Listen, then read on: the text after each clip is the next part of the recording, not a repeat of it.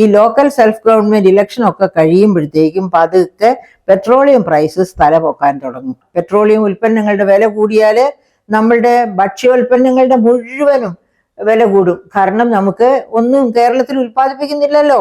കേരളം എല്ലാം മറ്റ് സംസ്ഥാനങ്ങളിൽ നിന്ന് കൊണ്ടുവരണം. അങ്ങനെ വരുമ്പോൾ ആ ട്രാൻസ്പോർട്ടേഷൻ ചാർജ് മുഴുവൻ കൂടും. പെട്രോളിയം ഉൽപ്പന്നങ്ങളുടെ വില കൂടുമ്പോൾ നമ്മൾ പെട്രോളിയം വിലകൾ കൊടുത്ത് പെട്രോളിനും ഡീസലിനും മണ്ണെണ്ണയ്ക്കും ഒക്കെ വില കൊടുത്ത് കഷ്ടപ്പെടുക. അവിടെ എന്താ ചെയ്തിരിക്കുന്നത്? ഗവൺമെന്റിന് ഒന്ന് റെഡ്യൂസ് ചെയ്യാം, വില ഒരു സബ്സിഡി കൊടുത്തു കളയാമെന്ന് ലക്ഷ്യമുണ്ടോ എന്ന് നമുക്കൊന്ന് നോക്കാം.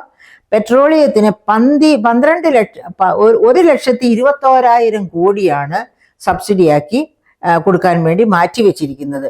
കഴിഞ്ഞ വർഷം 1,47,000 കോടിയായിരുന്നു.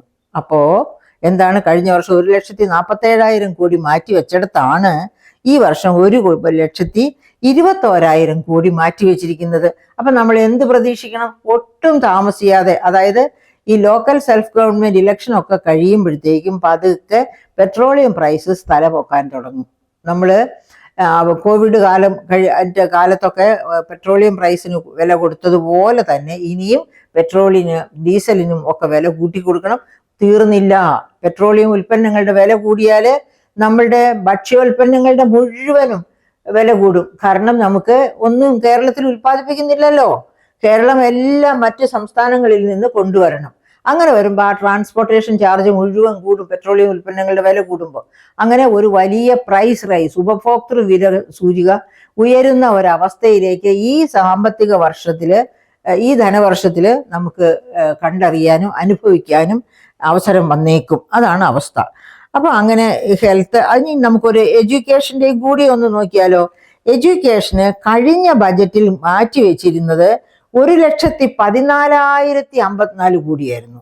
ഈ ബജറ്റിൽ 1,28,650 കോടി മാറ്റിവെച്ചിട്ടുണ്ട്. പക്ഷെ അത് 1%, GDP-യുടെ 1% താഴെയാണ്.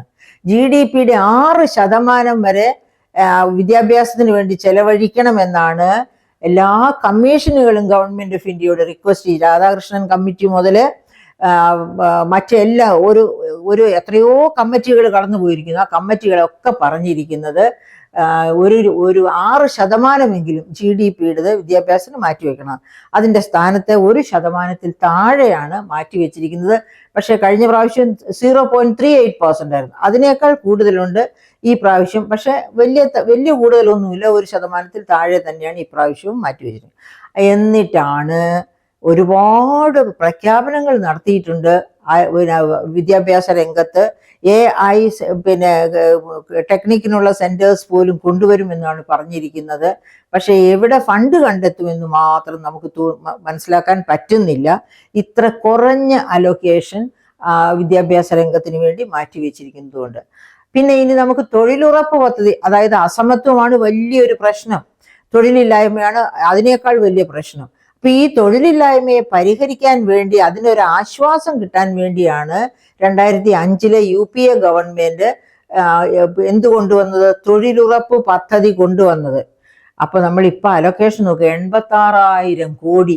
കഴിഞ്ഞ ബജറ്റിലും 86,000 കോടിയായിരുന്നു. അതായത് 2024-25 ബജറ്റിലും 2023-24 ബജറ്റിലും 86,000 കോടിയായിരുന്നു. ഇപ്പൊ അൺഎംപ്ലോയ്മെന്റ് 82% എന്ന് പറഞ്ഞിരിക്കുമ്പോഴും തൊഴിലുറപ്പ് പദ്ധതിക്ക് 86,000 കോടി മോസ്റ്റ് പോപ്പുലസ് കൺട്രിയില് ചെലവഴിക്കാൻ അലോക്കേറ്റ് ചെയ്തിരിക്കുന്നു എന്ന് പറഞ്ഞാൽ എന്താണ് നമ്മൾ മനസ്സിലാക്കേണ്ടത്? തൊഴിലില്ലാതെ പട്ടിണി കിടന്ന് ഗവൺമെന്റ് കൊടുക്കുന്ന പച്ചക്കറികളും മറ്റു സാധനങ്ങളും ഒക്കെ തിന്ന് വേണമെങ്കിൽ ജീവിക്കട്ടെ എന്ന ആറ്റിറ്റ്യൂഡാണ് ഗവൺമെന്റിനുള്ളത് എന്ന് വേണം. അത് മാത്രവുമല്ല, ഈ ബജറ്റ് അങ്ങോളം ഇങ്ങോളം കണ്ണോടിക്കുകയാണെങ്കിൽ ഗവൺമെന്റ് ഓഫ് ഇന്ത്യ, അതായത് പ്രൈം മിനിസ്റ്റർ നരേന്ദ്രമോദിയുടെ പേരിലുള്ള ഒരുപാട് പദ്ധതികളുണ്ട്. അതൊന്നും ഇംപ്ലിമെന്റ് ചെയ്യാറില്ല കേട്ടോ. പലതും അന്വേഷിക്കുമ്പോൾ അറിയാം.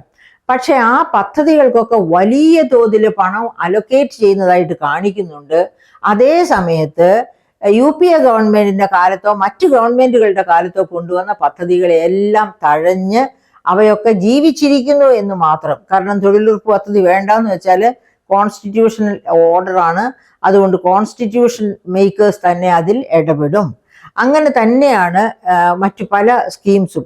അതുകൊണ്ട് തട്ടിക്കളഞ്ഞിട്ടില്ല എന്ന് മാത്രമേ ഉള്ളൂ. ഇനി വനിതകൾക്ക് വേണ്ടി വളരെ കുറച്ച് ഫണ്ട് അലോക്കേഷൻ മാത്രമാണ് ഈ ബജറ്റിൽ നമുക്ക് അതാണല്ലോ തൊഴിലുറപ്പ് പദ്ധതി. അത് സ്ത്രീകൾക്ക് തൊഴിൽ കൊടുക്കുകയാണ് ഏറ്റവും പ്രധാനപ്പെട്ട കാര്യം. അപ്പൊ അതും ഇതാക്കിയിരിക്കുന്നു. അതുകൊണ്ട് അതിനും പ്രാധാന്യം കൊടുത്തിട്ടുണ്ട് എന്ന് പറയാൻ പറ്റില്ല. ഇങ്ങനെ നോക്കുമ്പോൾ വലിയ വലിയ കണ്ടെത്തലുകൾ ഈ ബജറ്റിൽ നമുക്ക് കണ്ടെത്താം. ഇനി ഞാൻ നാളെയോ മറ്റന്നാളോ തീർച്ചയായും ഒരു പ്രാവശ്യം കൂടി സംവാദവുമായി അല്ലെങ്കിൽ ഇത്തരം കാര്യങ്ങളെ പറ്റിയുള്ള വിശദീകരണവുമായിട്ട് എൻ്റെ പ്രിയപ്പെട്ട സുഹൃത്തുക്കളുടെ അടുത്ത് വരും. നന്ദി, നമസ്കാരം.